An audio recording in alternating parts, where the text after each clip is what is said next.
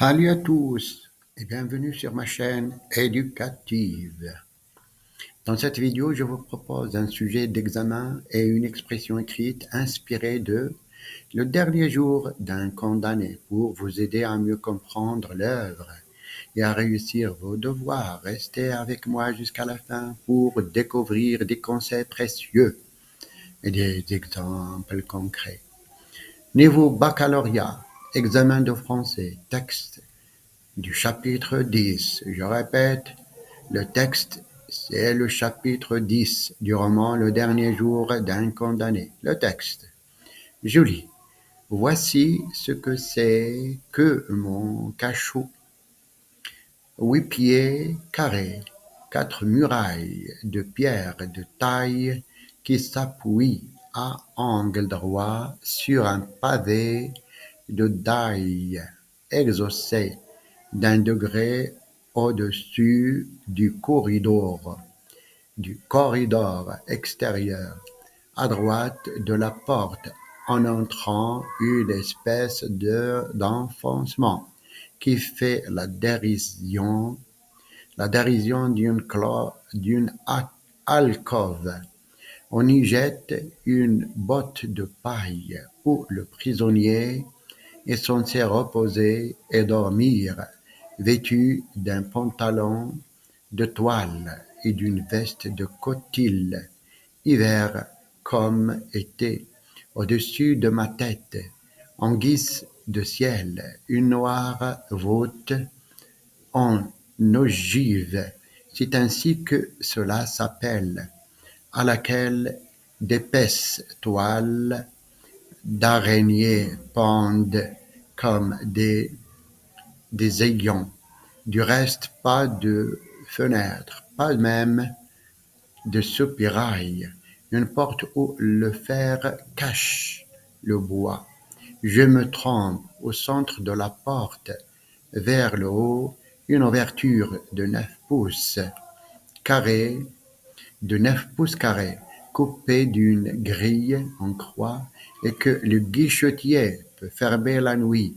Au dehors, un assez long corridor, éclairé, errait au moyen de soupiraux étroits au haut du mur et divisé en compartiments de maçonnerie qui communiquent entre eux par une série de portes cintrées et basses.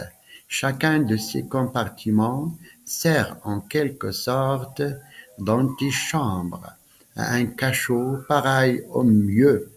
C'est dans ces cachots que l'on met les forçats condamnés par le directeur de la prison à des peines de discipline. Les 3 premiers cabanons sont réservés aux condamnés à mort parce que, qu'étant plus voisins de la geôle, ils sont plus commodes pour le geôlier. Les cachots sont tout ce qui reste de l'ancien château de Bicêtre, tel qu'il fut bâti dans le XVe siècle par le cardinal de Winchester, le même qui fit brûler Jeanne d'Arc. J'ai entendu dire cela à des curieux qui sont venus me voir l'autre jour dans ma loge et qui me regardaient à distance, comme une bête de la ménagerie.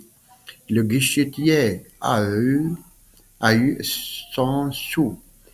J'oubliais de dire qu'il y a nuit et jour un fonctionnaire de garde à la porte de mon cachot et que mes yeux ne peuvent se lever vers la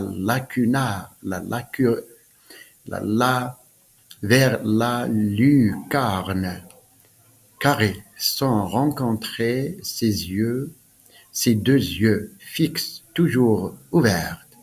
Du reste, on suppose qu'il y a de l'air et du jour dans cette boîte de pierre. Passons maintenant aux questions de compréhension. Question 1. Quel est le thème principal de ce texte? Question 1. Quel est le thème principal de ce texte? La réponse. La description d'un cachot et l'état psychologique du narrateur. Deuxième question. Où le narrateur est-il emprisonné? Deuxième question. Où le narrateur est-il emprisonné? La réponse. Dans un cachot. Troisième question. Quels sont les éléments qui composent le cachot selon la description du narrateur? Troisième question. Quels sont les éléments qui composent le cachot selon la description du narrateur? La réponse. Muraille de pierre, porte clouée, soupirail, pavé, en briques rouges, lanterne. Quatrième question. Comment la lumière entre-t-elle dans le cachot? Quatrième question. Comment la lumière entre-t-elle dans le cachot? La réponse. La lumière arrive d'en haut, probablement d'une fenêtre donnant sur un autre mur. Cinquième question. Question 5. Quel est l'état émotionnel du narrateur? Question 5. Quel est l'état émotionnel du narrateur? La réponse. Triste, captif, désespéré, obsédé par des idées fixes. Passons maintenant aux questions d'analyse et de langue. Question 1. Identifier et analyser une figure de style dans la phrase. C'est à cela que je vis depuis tant de mois. Question 1. Identifier et analyser une figure de style dans la phrase. C'est à cela que je vis depuis tant de mois. La réponse. Hyperbole. Cette figure de style amplifie la durée de l'enfermement, soulignant le désespoir du narrateur. Question 2. Quel est le niveau de langue utilisé dans le texte? Soutenu, courant ou familier? Justifiez votre réponse. Question 2. Quel est le niveau de langue utilisé dans le texte? Soutenu, courant ou familier? Justifiez votre réponse. La réponse. Principalement courant, avec des éléments de soutenu. Le vocabulaire est précis, mais accessible, et les phrases sont bien construites, bien qu'il y ait une recherche d'expressivité qui peut s'apparenter au registre soutenu. Troisième question. Analysez l'emploi du champ lexical de l'enfermement dans le texte. Question 3. Analysez l'emploi du champ lexical de l'enfermement dans le texte. La réponse. Le champ lexical de l'enfermement, cachot, muraille, porte, grillé, prison, rivet, cloué, scellé, renforce l'idée de captivité physique et psychologique du narrateur. Question 4. Réécrivez la phrase suivante au niveau de langue soutenue. Je me promène comme un loup en cage. Question 4. Réécrivez la phrase suivante au niveau de langue soutenue. Je me promène comme un loup en cage. La réponse. Je déambule tel un fauve en captivité.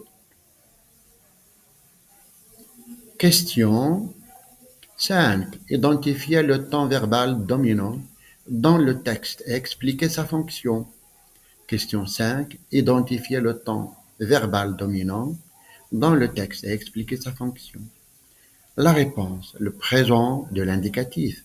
Il sert à décrire la situation actuelle du narrateur et expliquer ses sentiments et à donner une impression d'immédiateté et d'universalité à la souffrance.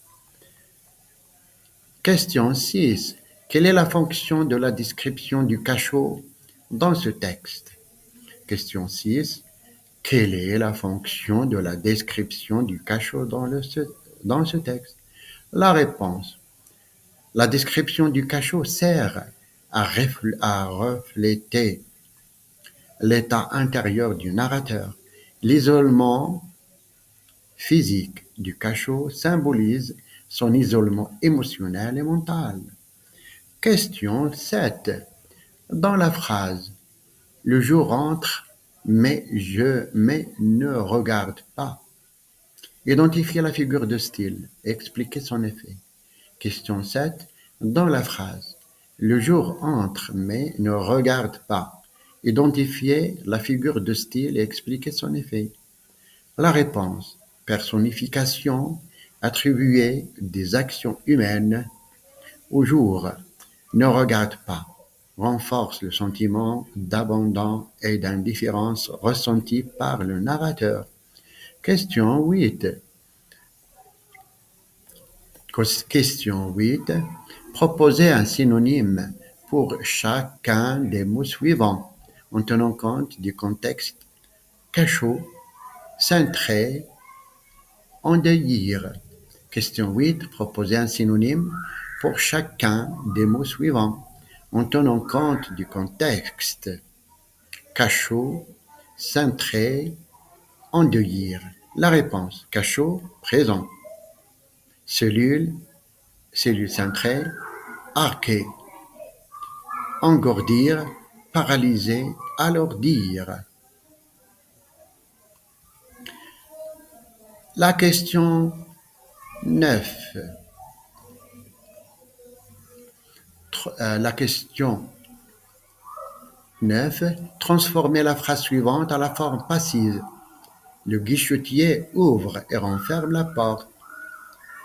Question 9. Transformer la phrase suivante à la forme passive. Le guichetier ouvre et referme la porte. La réponse. La porte est ouverte et renfermée par le guichetier. La question 10. Quelle est la tonalité générale du texte? Question 10. Quelle est la tonalité générale du texte? La réponse. La tonalité générale du texte est pathétique. L'auteur cherche à susciter l'empathie et la compassion du lecteur face à la souffrance du personnage emprisonné. Passons maintenant au sujet de la production écrite. L'énoncé. La privation de liberté est-elle justifiable? Même au nom de la justice, développez votre point de vue dans un texte argumentatif, structuré en vous appuyant sur des exemples concrets et des références littéraires ou historiques. Je répète le sujet, la privation de liberté est-elle justifiable, même au nom de la justice? Développez votre point de vue dans un texte argumentatif structuré en vous appuyant sur des exemples concrets et des références littéraires ou historiques. Critères de correction. Conformité à la consigne, cohérence de l'argumentation, organisation du texte, correction de la langue et mise en page et ponctuation. Passons maintenant à la correction de la production écrite.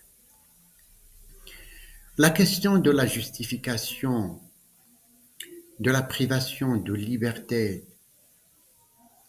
même au nom de la justice, est un débat complexe qui touche aux profondeurs de nos sociétés.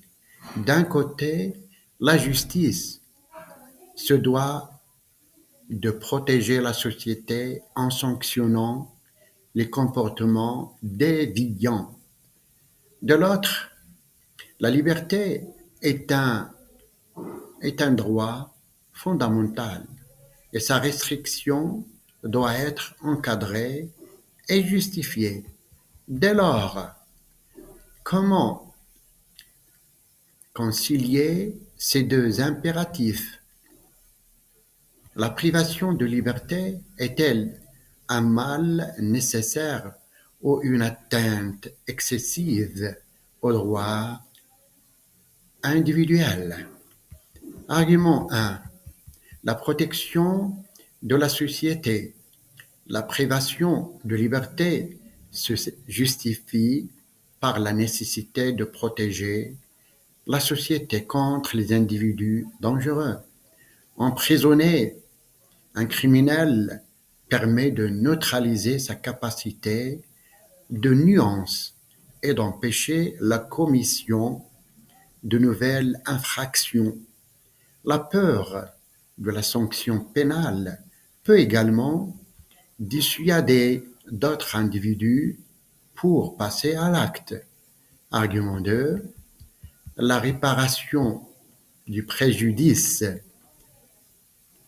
L'emprisonnement peut être considéré comme une forme de réparation du préjudice causé à la victime et à la société. En privant le coupable de sa liberté, on lui fait subir une peine proportionnée à la gravité de son acte. Cette idée de rétribution est au cœur de nombreux systèmes juridiques. L'argument 3. La réinsertion du condamné. La réinsertion du condamné, la privation de liberté peut également avoir pour objectif de favoriser la réinsertion du condamné. La prison peut être un lieu de réflexion et de remise en question où le détenu peut bénéficier d'un accompagnement psychologique et social pour préparer son retour à la vie libre. Le dernier jour d'un condamné de Victor Hugo remet en question l'efficacité de la peine de mort et souligne l'importance de la réhabilitation. L'œuvre plaide pour une justice plus humaine, axée sur la correction plutôt que sur la vengeance. L'argument 4. Les risques de dérive. Cependant, la privation de liberté comporte des risques de dérive.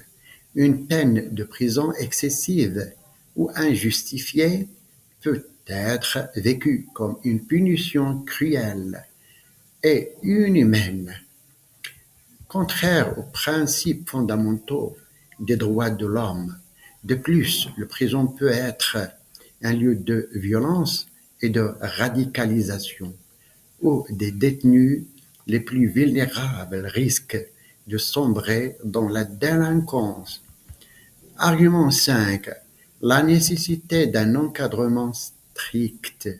C'est pourquoi il est indispensable d'encadrer strictement la privation de liberté. Les peines de prison doivent être proportionnées à la gravité des faits et individualisées en fonction de la personnalité du condamné. Il est également essentiel de garantir le respect des droits des détenus et de leur offrir des conditions de détention dignes et humaines. En conclusion, la privation de liberté est un outil nécessaire à la protection de la société et à la sanction des comportements déviants. Cependant, elle ne doit pas être utilisée de manière abusive ou disproportionnée. La justice doit veiller à concilier l'impératif de sécurité avec le respect des droits fondamentaux de chaque individu. C'est fini. J'espère que vous avez désormais une meilleure compréhension de cette œuvre et des outils pour réussir à vos devoirs et à examens. Si cette vidéo vous a aidé, n'hésitez pas à laisser un like, à vous abonner et à activer la cloche pour ne pas manquer des prochaines vidéos sur la littérature et l'analyse de textes.